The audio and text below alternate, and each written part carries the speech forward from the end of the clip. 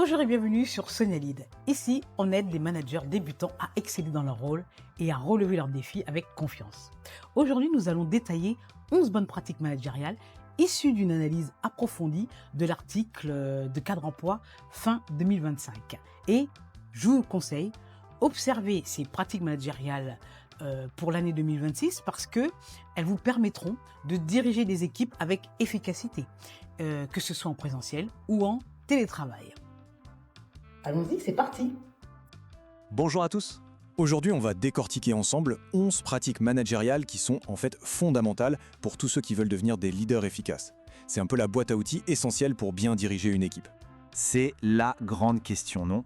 Devenir manager, ça commence où concrètement? Ce n'est pas juste une question de titre sur une carte de visite.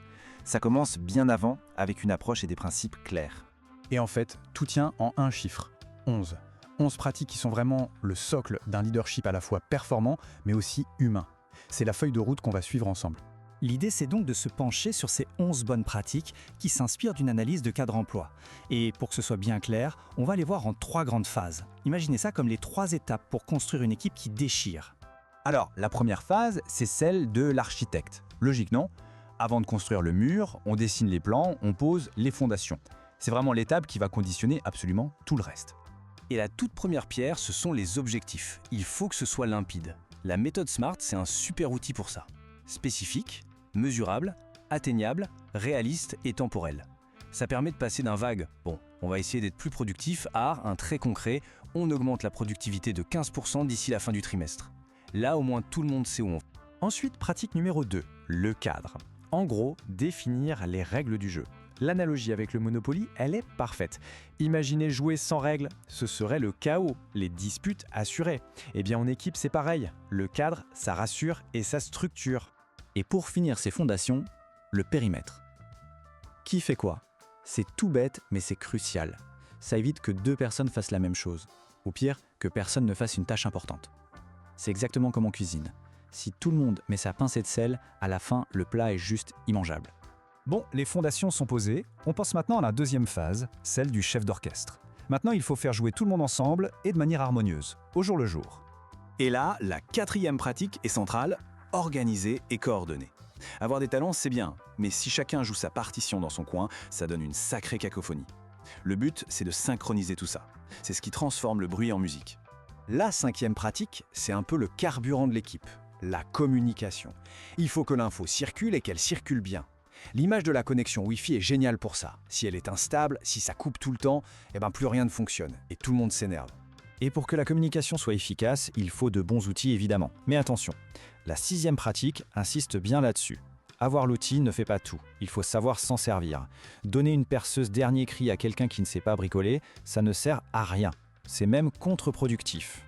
On arrive à la 3e et dernière phase, et peut-être la plus importante, celle du jardinier. Maintenant que la structure est là, que les processus tournent, il faut s'occuper de l'humain. Il faut cultiver l'équipe pour qu'elle s'épanouisse. La 7e pratique, c'est une vérité simple. On est tous différents. Un bon manager, il sait ce qui fait vibrer chaque membre de son équipe. Essayer de motiver tout le monde de la même façon, ça ne marche pas. L'analogie des chaussettes à Noël est parfaite, c'est le cadeau qui ne fait vraiment plaisir à personne. 8e pratique, la cohésion. Et pour ça, rien de tel que des rituels, des petits moments, formels ou pas, qui créent un sentiment d'appartenance. Mais attention, il faut que ce soit authentique. Un team building forcé où personne ne s'amuse, ça ne renforce rien du tout, bien au contraire. Pratique numéro 9, un outil hyper puissant, le feedback. Mais pour qu'il soit bien reçu, il faut qu'il soit constructif.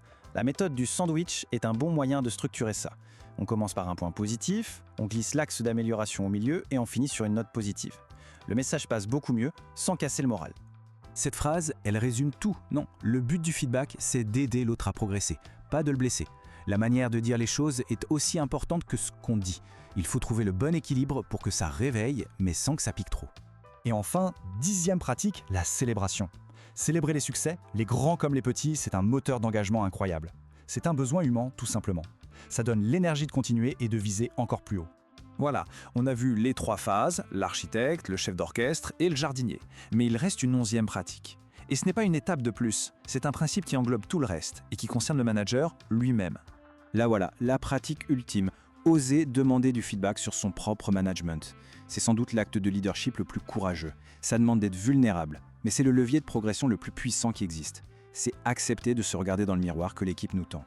Et ça nous laisse sur cette question finale, parce qu'au fond, tout se résume à ça. La capacité d'un leader à faire grandir son équipe dépend de sa propre capacité à entendre la vérité, même quand elle dérange un peu. C'est peut-être ça, le vrai point de départ du leadership.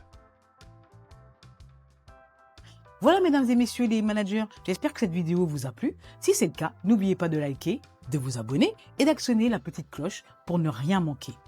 Je souhaite vraiment que cette vidéo sur les 11 bonnes pratiques managériales va vous permettre de checker tout ce que vous avez pu déjà développer en compétences managériales et ce que vous avez encore à améliorer ou à perfectionner.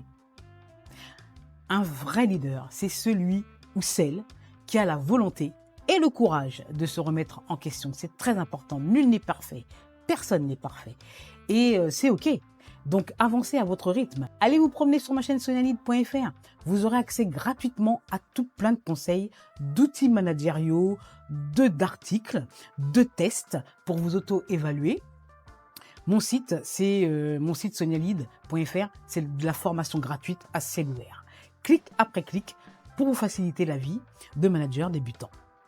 Même auprès des managers qui ont plus d'ancienneté, parce que sonialead.fr traite des tendances managériales. Vous savez, c'est bien aussi de se remettre en question.